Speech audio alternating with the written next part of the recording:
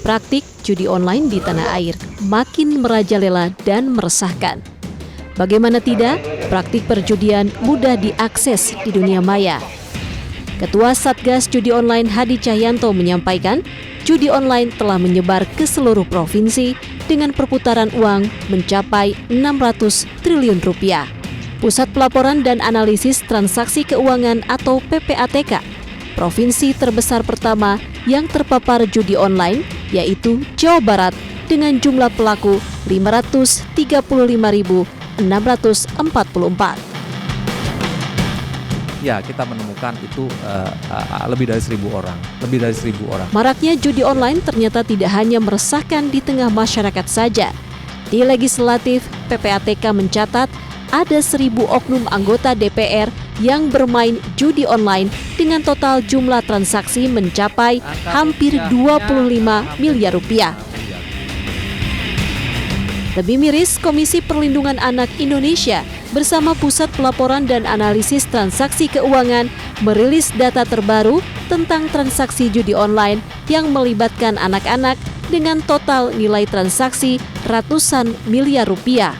Sebanyak 1.160 anak usia di bawah 11 tahun terdata bermain judi online dengan nilai transaksi mencapai 3 miliar rupiah. Indonesia memimpin statistik pemain judi online terbanyak di dunia dengan jumlah mencapai 3,2 juta orang.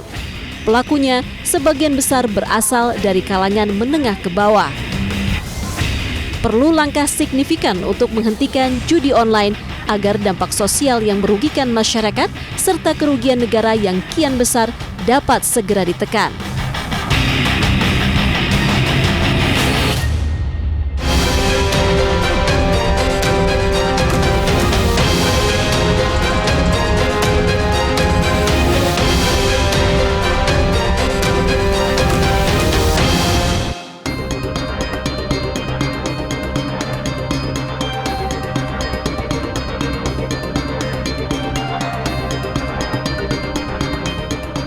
Pemirsa, fenomena judi online kian meresahkan dan menjerat berbagai kalangan serta latar belakang profesi yang beraneka ragam.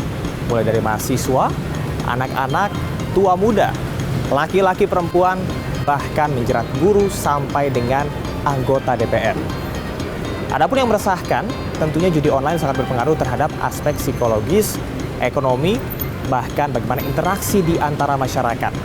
Dengan sistem yang sudah terstruktur, maka kemenangan judi online hanyalah bayang-bayang semu dan merupakan iming-iming semata. Hari ini saya akan berbincang bersama dengan mantan bandar judi di Thailand yang saat ini sudah memilih jalan lain. Kita simak perbincangan bersama dengan Ustadz Koh Dennis Lim.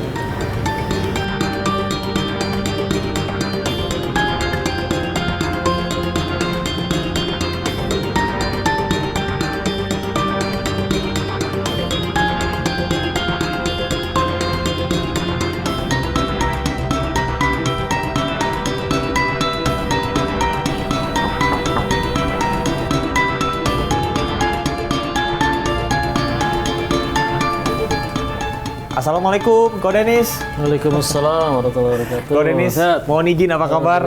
Saya Camar Dewan Orman, terima kasih sudah bergabung dengan Orman. Oke, ini lagi apa nih? Lagi sibuk nggak? Lagi santai aja ya? Baca-baca aja tadi. Oke, pemirsa, ini pertama kali saya ketemu sama Ko Dennis yang katanya Ustadz Song Joong Ki. Masih santri. Aslinya asli Bogor apa gimana nih?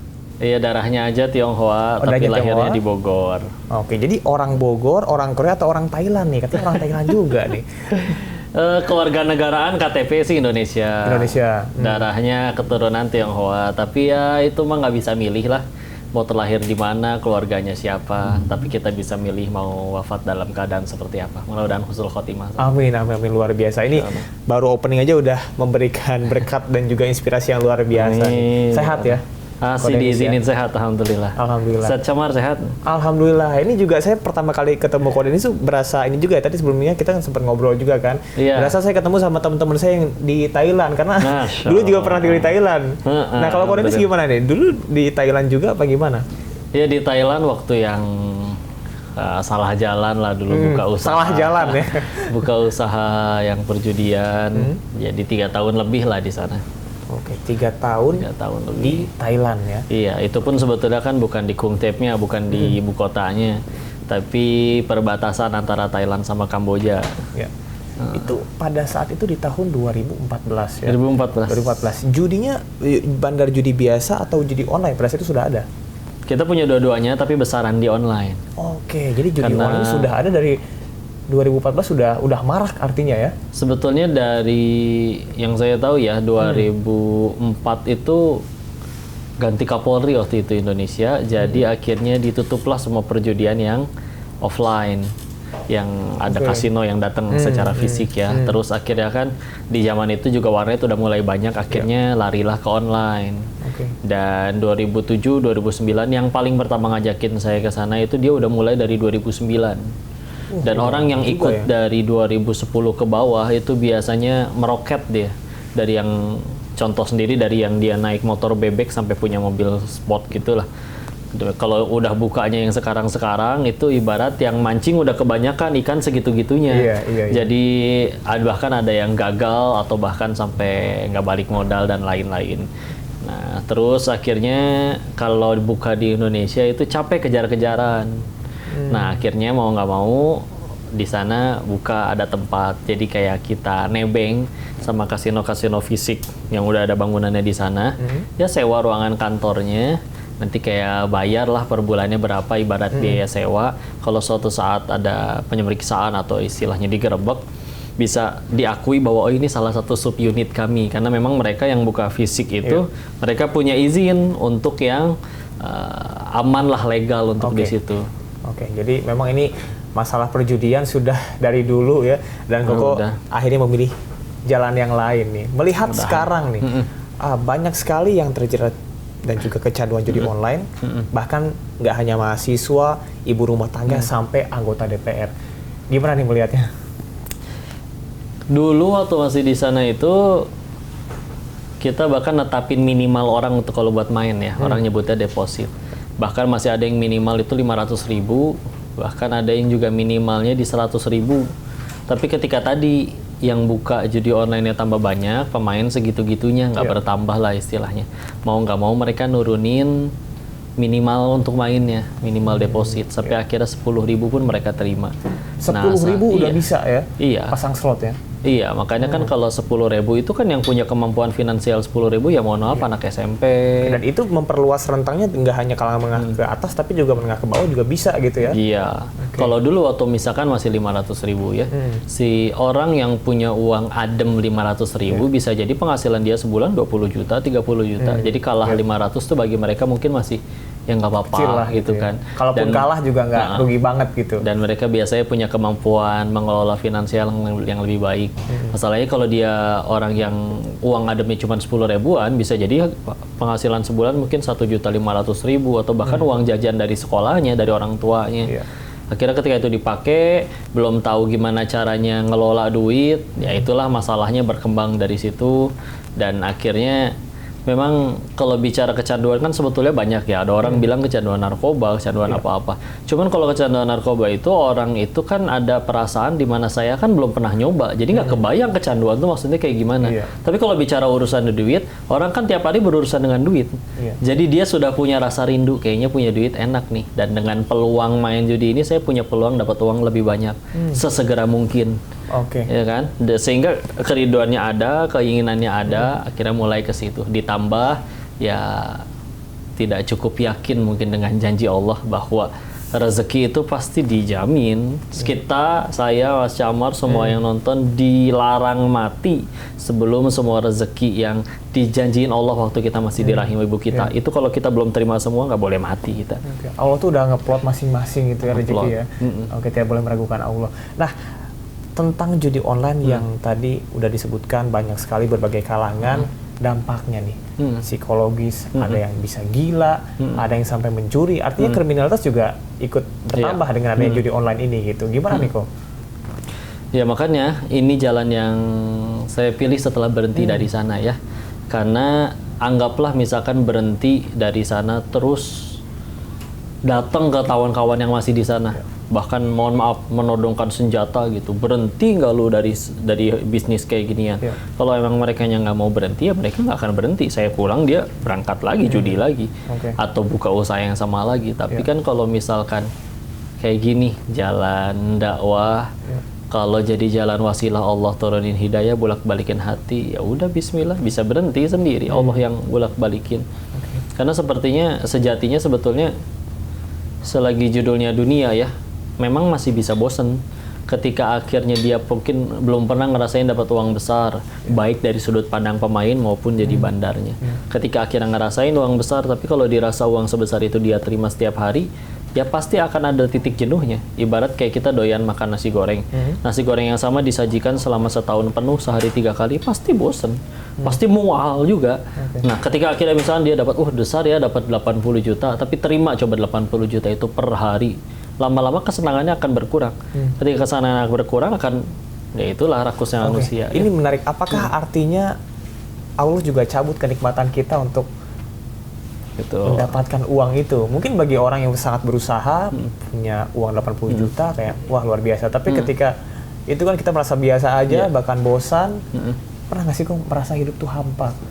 Iya, awalnya kayak begitu. Awalnya justru itu titik balik. Iya, karena kan sebelum ke sana jujur memang ada ujian kesempitan rezeki ya. Ada kondisi waktu itu ya ayah sempat sakit, usahanya gulung tikar, ada utang yang tidak sedikit nominalnya, anak pertama dari 4 bersaudara. Jadi itu ujian kesempitan dan ngerasa kayaknya punya uang banyak itu enak ya.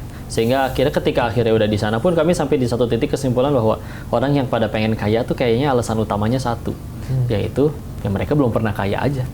Mereka belum pernah rasain kaya. Karena orang yang udah pernah benar-benar ngerasain kaya, ya dia sadar betul. Dia bisa beli 1000 porsi, bahkan bisa beli 1000 restoran.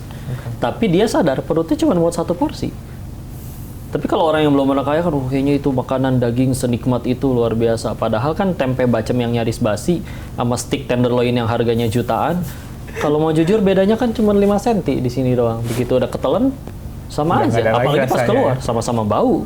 Nggak ada makanan, kenapa makanan mahal begini? Oh iya, nanti keluarnya wangi. Nggak mungkin, tetap bau. Makanya sampai ada istilah OKB, tahu nggak? Orang kayak baru ya? Orang kayak iya, karena belum bukan baru lagi. Jadi akhirnya penasaran apapun dilakukan, karena menurut dia, kaya tuh senikmat itu. Bagi yang udah di sananya, ya salah satu fakta yang saya dapati di sana, waktu akhirnya jenuh ya, udah dapat segini banyak, awalnya seneng, tapi kok lama-lama biasa aja. Mungkin saya cuma kurang kaya. Akhirnya gaul sama yang lebih kaya. Ternyata di sana masalahnya lain lagi. Ada yang anaknya mohon maaf canduan narkoba, ada yang istrinya lari dengan laki-laki lain, baru dibeliin istrinya mobil mewah baru, tapi dia bawa mohon maaf bawa berondong berzina di situ istrinya. Jadi nggak ada yang berakhir dengan bahagia. Nyari sampai bersikeras ke beberapa kasino yang udah ada di sana. Dan pengen tahu, masa sih nggak ada yang berakhir tetap bahagia, dikelilingi anak cucu hangat, nyaman, damai, tanpa ada masalah. Yang ditemuin malah, ini kemana pendiri kasino yang ini? Oh, dia udah mati kena HIV/AIDS. Ini kemana pendiri yang ini? Ya kan agak gila ya, anak-anaknya overdosis narkoba semua. Nggak ada yang berakhir bahagia. Beneran nggak ada yang berakhir bahagia. Dunianya mulai membosankan. Yang udah di situ juga nggak pengen selamanya. Yang udah benar-benar lebih lama nggak ada yang happy ending. Saya kehilangan alasan untuk tetap di sana. Jadi ya tetap berarti saya cepat atau lambat harus berhenti juga dong, nggak mungkin gitu selamanya. Di akhirnya sudah berhenti. Baik, artinya dari titik balik tersebut ada kok memilih jalan lain. Kalau bisa diceritakan kembali, mohon izin kok.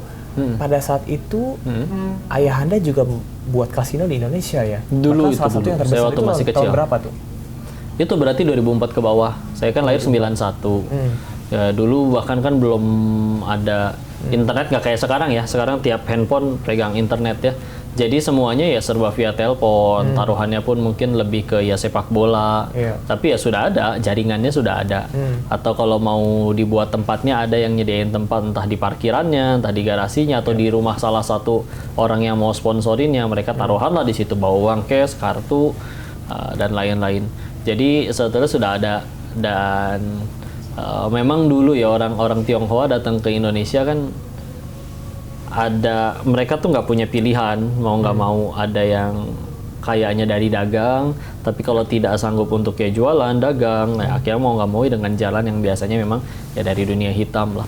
Akhirnya dari seperti itu. Nah akhirnya nggak sedikit yang akhirnya tergelincir kepada hal-hal kayak gitu. Dan memang tapi berhenti ya. Satu hal selain bukan hanya karena waktu itu ditutup karena ganti Kapolri, juga memang waktu itu adik perempuan yang bungsu lahir, jadi kayak punya alasan untuk wah nggak mau lagi deh, karena biar gimana kan anak. Jadi gitulah. Ya, selalu ada jalan Tuhan ya untuk menyediakan hambanya.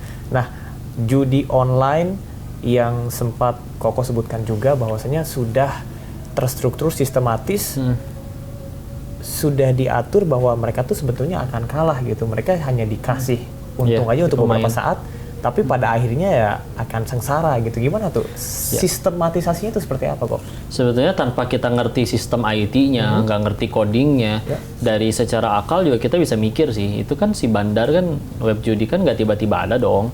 Nggak mungkin dibikin oleh jin dong. Ya sih, orang manusia juga kan. Nah, selagi dia manusia berarti punya nafsu juga dong. Dia pengen beliin siapanya, orang yang dia sayang ya, dia pengen beli ini itu, dia pengen punya banyak duit juga.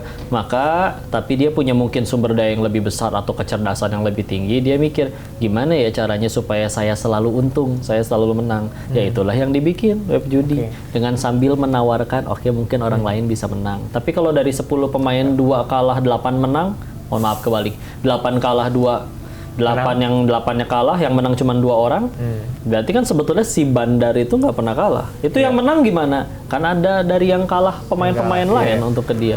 Dan si yang kalah ini sebelumnya merasa ya pasti gue yang menang gitu. Selalu gitu, dia suka ngerasa kayak nggak usah gue main judi ya. Dulu kalau misalkan ada syuting, kalau ada inget dulu di TV tuh suka ada kayak berhadiah ya, kirim kupon undian.